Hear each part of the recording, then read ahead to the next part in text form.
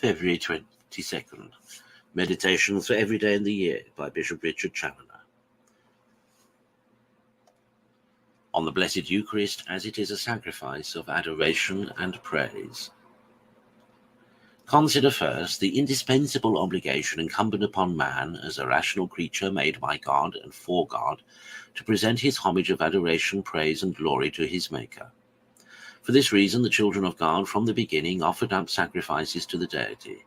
For this reason, they instituted holocausts, or whole burnt offerings, in which the whole victim was consumed by fire, evaporating on God's altar,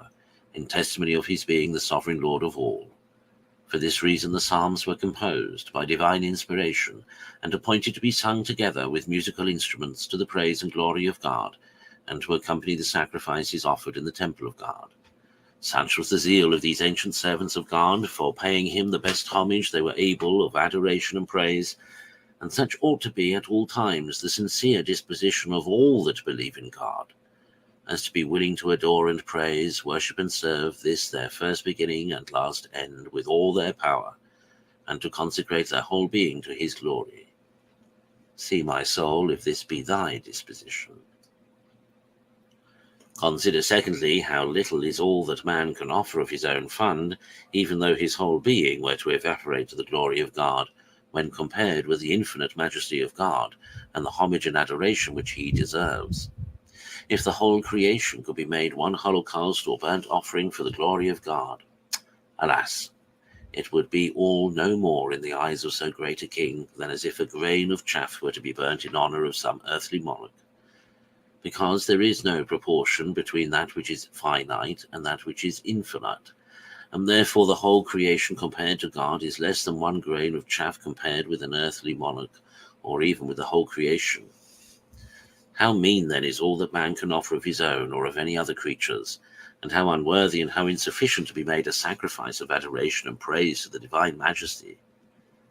See then, my soul, how greatly we are obliged to the Son of God, who, by the institution of the Blessed Eucharist, has furnished us with a sacrifice of adoration, homage, praise, and glory worthy of God, as being of infinite value, by reason of the infinite dignity both of the priest and victim. Consider, thirdly, how our Lord, expiring and dying upon the cross in obedience to his Father's will, offered himself in sacrifice in such a manner that his death was not only in the nature of a sin offering or a sacrifice of propitiation for the sins of the world, but also in the nature of a burnt offering, in which the whole victim is given to God without reserve,